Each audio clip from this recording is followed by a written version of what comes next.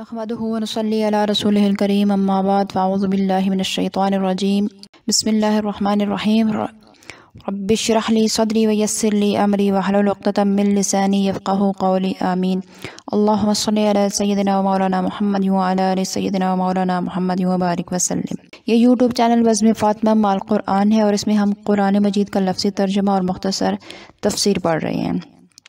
تو آج ہم اپنا سبق شروع کر رہے ہیں سورہ آل عمران کی آیت نمبر 31 سے۔ اعوذ باللہ من الشیطان الرجیم، پناہ مانگتی ہوں میں اللہ کے ساتھ شیطان مردود سے۔ بسم اللہ الرحمن الرحیم، اللہ کے نام کے ساتھ شروع جو بڑا ہی مہربان ہمیشہ ہی رحم فرمانے والا ہے۔ قل، آپ فرما دیجئے اے پیغمبر صلی اللہ علیہ وسلم، ان اگر کن تم ہو تم تحبون محبت کرتے اللہ سے، فاتبعونی تو میری پیروی کرو، یحبب محبت کرے گا کم تم سے اللہ تم میری پیروی کرو تو اللہ تم سے محبت کرے گا، ویغفر اور بخش دے گا لکم تمہارے لیے ذنوبکم تمہارے گناہوں کو، واللہ اور اللہ تعالیٰ غفور بڑا بخشنے والا، رحیم بڑا مہربان ہے۔ اس آیت کا پس منظر یہ ہے کہ جب یہود کو اسلام کی دعوت دی گئی تو انہوں نے یہ کہہ کر اس دعوت کو قبول کرنے سے انکار کر دیا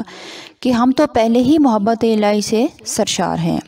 اور اس کے لاڈلے فرزند ہیں، ہمیں کیا ضرورت پڑی ہے کہ کسی نئے نبی کی امت میں داخل ہونے کی زحمت گوارا کریں۔ سابقہ آیات میں قرآن مجید نے ان کے برے اعمال اور ان کی رذیل عادات کا ذکر فرمایا۔ ایسی ناپسندیدہ حرکات کے باوجود بھی وہ خدا کی دوستی کا دم بھرا کرتے تھے، تو ان آیات میں انہیں تنبیہ فرمائی جا رہی ہے کہ محبت الہی کا دعویٰ بغیر دلیل قابل التفات نہیں ہوتا، اور اس کی دلیل یہ ہے کہ تم اللہ تعالیٰ کے اس برگزیدہ رسول حضرت محمد صلی اللہ علیہ وآلہ وسلم کی اطاعت و فرما برداری کرو۔ اگر تم نے دل و جان سے اس رسول اکرم کی اطاعت کی تو تمہارا دعوی محبت بھی درست تسلیم کر لیا جائے گا، اور اس کے علاوہ اللہ تعالیٰ کی ایک سب سے بڑی نعمت سے بھی سرفراز کیے جاؤ گے، یعنی تمہیں محبوب الہی ہونے کا شرف بھی بخشا جائے گا، اور تمہارے اعمال نامے کی سیاہی کو رحمت اور مغفرت کے پانی سے صاف کر کے دھو دیا جائے گا۔ مصطفیٰ صلی اللہ علیہ وآلہ وسلم کی عظمت شان اور جلالت قدر کا کیا ہی کہنا، جس کی غلامی یہود جیسے راندہ درگاہ اور ذلیل قوم کو بھی اللہ تعالیٰ کا محبوب بنا سکتی ہے اور اس کے گھناؤنے کرتوتوں کی بخشش کا سبب بن سکتی ہے۔ تو اگر امت مسلمہ اتباع حبیب خدا کو اپنا شعار بنا لے اور سنت سرور کائنات کے سانچے میں اپنی سیرت کو ڈھال لے تو کیا یہ قوم محبوبیت کی خلت فاخرہ سے نہیں نوازی جائے گی؟ یقیناً نوازی جائے گی۔ حیا کا سر ندامت کے بوجھ سے اٹھ نہیں سکتا ہے جب ہم اللہ تعالیٰ کی محبت کے لمبے چوڑے دعوے کرتے ہیں اور عمل کے دنیا میں دیکھیں تو رسول کریم صلی اللہ علیہ وسلم کی سنت سے انحراف کیے ہوئے ہیں، تو پتہ یہ چلا کہ رسول کریم صلی اللہ علیہ وآلہ وسلم کی اتباع کے بغیر نہ تو ہمیں اللہ تعالیٰ کی محبت نصیب ہو سکتی ہے اور نہ ہی ہمارے گناہوں کی بخشش اور مغفرت ہو سکتی ہے۔ قل، آپ فرما دیجئے اے پیغمبر صلی اللہ علیہ وسلم، اطیعوا اللہ اطاعت کرو اللہ کی، والرسول اور رسول کی، فإن پھر اگر تولوا وہ منہ پھیر لیں، فإن اللہ تو بے شک لا یحب اللہ تعالیٰ نہیں دوست رکھتا یا نہیں محبت کرتا یا نہیں پسند کرتا کافرین کافروں کو یا انکار کرنے والوں کو۔ اس آیت کے اندر بھی دعوت اسلام قبول کرنے والوں کو حکم دیا جا رہا ہے کہ تم اللہ اور اس کے رسول کی اطاعت کرو۔ آج کل بعض لوگ اس تحریک کو بڑی سرگرمی سے چلا رہے ہیں کہ ہمیں صرف قرآن کا اتباع کرنا ہے، سنت نبوی کی پیروی کی کوئی خاص ضرورت نہیں۔ حیرت ہوتی ہے کہ قرآن کے احکام کا اتباع کرنے کے دعوے کے ساتھ وہ انکار سنت کی کیسے جرأت کر لیتے ہیں۔ کیا قرآن نے ہی یہ بے شمار مقامات پر نہایت واضح اور زوردار انداز میں یہ حکم نہیں دیا کہ اللہ تعالیٰ کے اس برحق رسول کی اطاعت کرو، اس کا حکم مانو اور اس کے اسوہ حسنہ کو اپناؤ؟ تو گویا حضور نبی کریم صلی اللہ علیہ وآلہ وسلم کی اطاعت اور فرما برداری قرآن سے کوئی الگ چیز نہیں ہے، بلکہ قرآن ہی کی بے شمار آیات کی تعمیل ہے۔ اگر آپ سنت نبوی کی پیروی سے انکار کریں گے تو آپ نے صرف سنت کا ہی انکار نہیں کیا بلکہ قرآن کی بے شمار آیات کا انکار کر دیا۔ اتباع رسول اور اطاعت رسول میں کیا فرق ہے؟ تھوڑی سی یہاں میں اس چیز کی بھی وضاحت کر دوں تاکہ کوئی لفظی ابہام بھی جو ہے وہ راہ راست سے انسان کو منحرف کرنے کا باعث نہ بن سکے۔ تو امام ابو الحسن آمدی کے مطابق وہ وضاحت کرتے ہیں کہ کسی کے فعل کی اتباع کا یہ معنی ہے کہ اس فعل کو اس طرح سے ادا کیا جائے جس طرح وہ کرتا تھا، اور اس لیے ادا کیا جائے کیونکہ وہ کرتا تھا۔ اور اطاعت کا مفہوم وہ یوں بیان کرتے ہیں کہ جب کوئی شخص کسی دوسرے کی عزت و احترام کے باعث بعینہ ہی اس کے فعل کی طرح کوئی فعل کرے تو وہ اس کا مطیع کہلاتا ہے۔ اتباع و اطاعت رسالت مآب صلی اللہ علیہ وآلہ وسلم کے متعلق جو حکم قرآن نے ہم کو دیا ہے، اس کی تعمیل کی صرف یہی ایک صورت ہے کہ ہم حضور صلی اللہ علیہ وآلہ وسلم کے افعال کو بالکل اسی طرح ادا کریں جیسے حضور نے ادا فرمائے، اور صرف اس لیے ادا کریں کہ یہ افعال حضور نبی اکرم صلی اللہ علیہ وآلہ وسلم سے ظہور پذیر ہوئے، کہ جو جمال و کمال کا پیکر ہیں، جن سے بڑھ کر حسین تر اور جمیل تر چیز کا تصور بھی ممکن نہیں۔ کاش کہ ہم قرآن کے الفاظ کو اپنی من گھڑت تعویلات کا اکھاڑا بنانے سے باز رہیں، اور اس آیت کے آخر میں جو اتباع و اطاعت رسول سے روگردانی کرنے والوں کے لیے جو الفاظ استعمال کیے گئے ہیں اس پر غور کریں کہ اللہ نے فرمایا کہ فَإِن تَوَلَّوْا فَإِنَّ اللَّهَ لَا يُحِبُّ الْكَافِرِينَ، کہ جو اللہ کے رسول کی اطاعت اور ان کی پیروی سے منہ پھیرے گا تو اللہ تعالیٰ ایسے منہ پھیرنے والوں کو اور انکار کرنے والوں کو پسند نہیں فرماتا۔ اگلی آیت ہے ان اللہ، بے شک اللہ تعالیٰ نے اصطفیٰ چن لیا ہے آدم کو، و نوحًا اور نوح کو، و آل ابراہیم اور آل ابراہیم کو یعنی ابراہیم کے گھرانے کو، و آل عمران اور آل عمران کو، علی العالمین تمام جہان والوں پر، یعنی ان سب کو نبوت کے لیے اور رسالت کے لیے منتخب کر لیا پورے جہان میں سے۔ ذریۃً، یہ ایک نسل ہے، بعضھا بعض ان میں سے، من بعض بعضوں سے ہیں، واللہ اور اللہ تعالیٰ سمیع سب کچھ سننے والا، علیم سب کچھ جاننے والا ہے۔ اذ جب، قالت کہا، امرأتو اور بیوی نے، عمران کی، رب اے میرے رب، انی بے شک میں، نظر مانتی ہوں، لکا تیرے لیے، ما جو فی میں بطنی میرے شکم میں ہے، محررن اسے آزاد کر دیا میں نے دنیا کے کاموں سے، فتقبل تو قبول فرما لی اس کو، منی مجھ سے، انک انتا بے شک تو ہی، سمیع سننے والا ہے، علیم جاننے والا ہے۔ یہ دعا کرنے والی عمران کی زوجہ اور حضرت مریم کی والدہ ہیں۔ ہمارے مفسرین علماء بنی اسرائیل کے حوالے سے ان کا نام حنہ بتایا ہے۔ اس پاک باز خاتون نے جب حمل کی گرانی کو محسوس کیا تو اپنی عبدیت اور نیاز مندی کا اظہار کرنے کے لیے بارگاہ الہی میں عرض کرنے لگیں کہ اے میرے خالق، میرے شکم میں جو بچہ ہے اس کے متعلق میں نظر مانتی ہوں کہ اس سے میں اپنی خدمت یا گھر کا کام کاج نہیں لوں گی، بلکہ وہ دنیا کے سارے بندنوں سے آزاد ہو کر عمر بھر تیرے گھر یعنی بیت المقدس کی خدمت میں لگا رہے گا، تو میری اس نیازمندانہ نظر کو اپنے فضل و کرم سے شرف قبولیت بخش۔ تو میرے دل کی پکار کو سننے والا ہے اور میرے جذبات پنہاں کو خوب جاننے والا ہے۔ فلما پھر جب وضعتھا جنا اس کو، قالت تو کہنے لگی، رب اے میرے رب، انی بے شک میں نے تو وضعتھا جنم دیا ہے اس کو، انثی ایک لڑکی کو، واللہ اور اللہ تعالی عالم خوب جانتا ہے، بما جو کچھ وضعت اس نے جنا، ولیسا اور نہیں تھا، ذکر وہ لڑکا کہ جس کا وہ سوال کرتی تھی، کل انثی اس لڑکی کی مانند کہ جس کو اس نے جنا ہے، وانی اور بے شک میں نے سمیتھا اس کا نام رکھا ہے مریم، وانی اور بے شک میں اعیذ پناہ میں دیتی ہوں، اسے اس لڑکی کو، بیکا تیری پناہ میں دیتی ہوں اس کو، وذریتہا اور اس کی اولاد کو بھی، من الشیطان شیطان سے، رجیم ہے جو دھتکارا ہوا اور مردود ہے۔ یعنی حضرت مریم کی والدہ یوحنا جو کہ حضرت عمران بن ماتان کی بیوی تھیں، اور یہ حضرت عمران بن ماتان حضرت سلیمان علیہ السلام کی نسل سے تھے، جب یہ حاملہ ہوئیں تو انہوں نے یہ نظر مانی کہ جو کچھ میں بچہ جنوں گی وہ میں اللہ کی راہ میں دے دوں گی اور بیت المقدس کی خدمت کے لیے اس کو وقف کر دوں گی۔ تو ان کے دل میں یا دماغ میں یہ خیال تھا کہ لڑکا ہوگا، اور اسی امید پر انہوں نے اسے بیت المقدس کی چاکری کے لیے وقف بھی کر دیا تھا۔ اب جب لڑکی پیدا ہوئی تو بصد حسرت و یاس وہ کہنے لگیں کہ اے رب،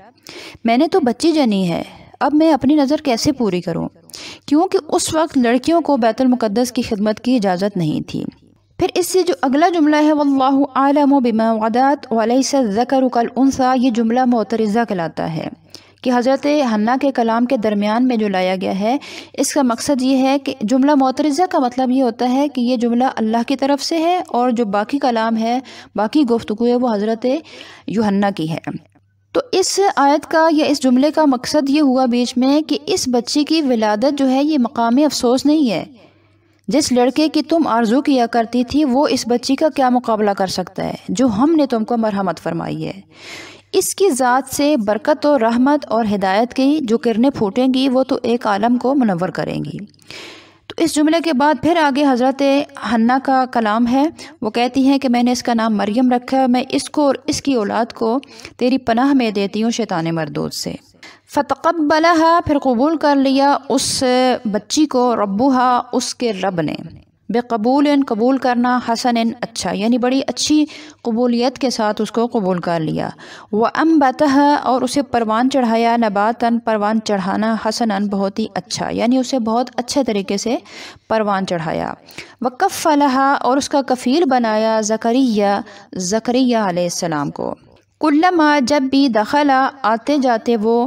علیہا، اس کے پاس یعنی مریم کے پاس، زکریا علیہ السلام، محرابہ، ان کے عبادت خانے میں، وجدا، تو وہ موجود پاتے، عندہا، مریم کے پاس، رزقاً، کھانے پینے کی چیزیں۔ قالا، تو انہوں نے ایک بار کہا، یا مریم، اے مریم، انا، کہاں سے آتا ہے، لاکے، تیرے پاس، ہاذا، یہ رزق۔ قالت، وہ کہنے لگی، ہوا، وہ رزق، من عند اللہ، میرے اللہ کے پاس سے آتا ہے۔ ان اللہ، بے شک اللہ تعالیٰ، یرزق، رزق دیتا ہے، من یشاء، جسے چاہتا ہے، بغیر حساب، بے حساب۔ مجلس کے اندر جو سب سے باعزت جگہ ہو اس کو محراب کہا جاتا ہے۔ عموماً اس حجرہ عبادت کو محراب کہا جاتا ہے جو سطح زمین سے کچھ بلند کر کے بنایا جاتا ہے اور جس میں جانے کے لیے سیڑھیوں کی ضرورت پڑتی ہے۔ ہیکل سلیمانی کے ارد گرد ہیکل کے خادموں اور چلہ کشوں کے لیے جو کمرے بنے ہوئے تھے، انہی میں سے ایک میں حضرت مریم مشغول عبادت رہا کرتی تھی، اور حضرت زکریا علیہ السلام کیونکہ ان کے سرپرست تھے اس لیے اکثر ان کی خبر گیری کے لیے ان کے ہاں تشریف لے جایا کرتے تھے۔ جب بھی حضرت زکریا حضرت مریم کے پاس جاتے تو ان کے ہاں طرح طرح کے پھل رکھے پاتے، گرمی کے پھل سردی میں اور سردی کے پھل گرمی میں۔ اس سے علماء اہل سنت نے اولیاء کرام کی کرامتوں کا برحق ہونا بھی ثابت کیا ہے، کیونکہ حضرت مریم نبی تو نہیں تھی، بے موسم کے پھلوں کا ان کے پاس پایا جانا ان کی کرامت تھی۔ تو جب بے موسم کے پھل وہ حضرت مریم کے پاس دیکھتے زکریا علیہ السلام تو انہوں نے ان سے پوچھا کہ یہ بے موسم کے پھل جب بھی میں آتا ہوں آپ کے پاس رنگ برنگے پھل پڑے ہوتے ہیں، یہ کہاں سے آتے ہیں؟ تو حضرت مریم نے کہا کہ یہ میرے رب کی طرف سے آتے ہیں۔ ہنالکا، وہیں پہ، دعا مانگی زکریا علیہ السلام نے، ربہ، اپنے رب سے۔ قالا، انہوں نے عرض کی، رب، اے میرے رب، حب، عطا فرما، لی، مجھے، من لدن کا، اپنے پاس سے یا اپنی طرف سے، ذریتاً، اولاد، طیبتاً، پاکیزہ، انکا، بے شک تو ہی، سمیع، سننے والا ہے، دعا کا۔ اس وقت حضرت زکریا علیہ السلام کی عمر کافی ہو چکی تھی لیکن ان کے ہاں اولاد نہیں تھی۔ حضرت مریم کے شب و روز بڑے اخلاص سے محو عبادت رہنے کی وجہ سے ان کے دل میں بھی اولاد کی آرزو پیدا ہوئی اور عرض کرنے لگے کہ اے رب، اگرچہ میں بوڑھا ہو چکا ہوں اور میری بیوی بانجھ ہو چکی ہے اور اولاد پیدا ہونے کا عالم وقت بھی گزر چکا ہے، لیکن تو وہ کریم اور قادر مطلق ہے کہ جو اس مکفل حجرے میں مریم کو بے موسم کے پھل عطا فرماتا ہے۔ تیرے کرم سے کیا بعید ہے کہ اگر تو مجھے بھی نیک بخت اور پاک اولاد عطا فرما دے۔ تو اس سے یہ بھی ایک بات معلوم ہوئی کہ نیک اولاد کے لیے دعا کرنا انبیاء کرام کی سنت ہے، اور ایک بات یہ بھی معلوم ہوئی کہ مبارک مکان میں، مبارک وقت میں اور اللہ کے کسی محبوب کے پاس کھڑے ہو کر جو دعا کی جاتی ہے اس کو بھی اللہ تعالیٰ اپنے فضل و کرم سے قبول و منظور فرماتا ہے، کیونکہ حضرت زکریا علیہ السلام نے حضرت مریم کے عبادت خانے میں وہاں ان کے پاس کھڑے ہو کے دعا مانگی تو اللہ تعالیٰ نے ان کی دعا قبول فرمائی۔ فنادت ہو، پھر ندا کی ان کو یعنی زکریا کو، ملائکہ فرشتوں نے، وہوا، اس حال میں کہ وہ قائم کھڑے تھے، یصلی، نماز پڑھ رہے تھے، فی المحراب، اپنے عبادت گاہ میں۔ فرشتوں نے کہا کہ ان اللہ، بے شک اللہ تعالیٰ، یبشرک، آپ کو خوشخبری دیتا ہے، یحییٰ کی، مصدقاً، جو تصدیق کرنے والا ہوگا، بکلمۃ، ایک بات کا من اللہ اللہ کی طرف سے، یعنی اللہ کی طرف سے ایک فرمان کی وہ تصدیق کریں گے، وسیدن اور وہ سردار ہوں گے، وحسورن اور ہمیشہ وہ عورتوں سے بچنے والے ہوں گے، ونبین اور نبی ہوں گے، من الصالحین صالحین میں سے۔ تو فرشتوں کے ذریعے حضرت زکریا کو ان کی دعا کی مقبولیت کی خوشخبری دی گئی، بچے کا نام اور اس کی عزت و پاک بازی کی اطلاع بھی دے دی گئی، اور ساتھ ہی یہ بھی ارشاد فرما دیا کہ وہ یحییٰ جو ہیں وہ نبی ہوں گے۔ اور کلمت من اللہ سے مراد حضرت عیسیٰ علیہ السلام ہیں، کیونکہ ان کی بن باپ پیدائش ان کے متعلق طرح طرح کے الزامات تراشنے کا سبب بننے والی تھی، اس لیے ان کی پاک دامنی اور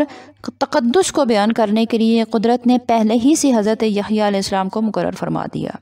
اور ان کی بزرگی اور پاک بازی اور نبوت کا ساری قوم کو اعتراف تھا۔ انجیل میں حضرت یحییٰ کو یوحنا کہا جاتا ہے۔ قالا تو زکریا نے عرض کی، رب اے میرے رب، اللہ کیسے یکون ہوگا لی میرے لیے غلام لڑکا یا بیٹا، وقد حالانکہ بالغنی پہنچ چکا ہے مجھے کبرُ بڑھاپا، وامرأتی اور میری بیوی عاقر بانجھ ہے۔ قالا اللہ تعالیٰ نے فرمایا، کذالک ایسا ہی ہے، تم ٹھیک کہہ رہے ہو، اللہ تعالیٰ یفعل کرتا ہے ما یشاء جو چاہتا ہے۔ قالا تو زکریا علیہ السلام نے عرض کیا، رب اے میرے رب، اجعل مقرر فرما لی میرے لیے آیتن کوئی نشانی۔ قالا فرمایا اللہ تعالیٰ نے، آیتوں کا تیری نشانی یہ ہوگی، اللہ یہ کہ نہیں تکلمہ تم کلام کر سکو گے ناسا لوگوں سے، ثلاثتا 3 ایام دن، الا مگر رمضان اشارے سے، وذکر اور یاد کرو ربک کا اپنے رب کو کثیراً بہت زیادہ، وسبح اور پاکی بیان کرو بالعشی شام میں، والابکار اور صبح میں۔ زکریا علیہ السلام نے یہ عرض کی کہ مجھے یہ کیسے پتہ چلے گا کہ میری بیوی حاملہ ہوگی اور میرے گھر بچہ ہونے والا ہے؟ تو یہ گزارش کسی شک کی وجہ سے نہیں تھی، بلکہ اس لیے تھی کہ جس وقت اس نعمت کا حصول ہو اسی وقت سر نیاز سجدہ شکر ادا کرنے لگ جائے، اور حمل قرار پانے کی علامت اللہ تعالیٰ نے یہ مقرر کی کہ اس وقت ان کی زبان ذکر الہی اور تسبیح و تحلیل میں محو رہے گی، لیکن لوگوں کے ساتھ گفتگو کرنے کی استعداد اس میں باقی نہیں رہے گی کہ وہ 3 دن تک لوگوں کے ساتھ صرف اشارے سے بات کر سکیں گے، لیکن اللہ تعالیٰ کی تسبیح و تحلیل صبح و شام کرتے رہیں گے۔ آج کے لیے اتنا ہی، اگلی ویڈیو کے ساتھ دوبارہ آپ کی خدمت میں حاضر ہوں گے، تب تک کے لیے اجازت، السلام علیکم ورحمۃ اللہ وبرکاتہ۔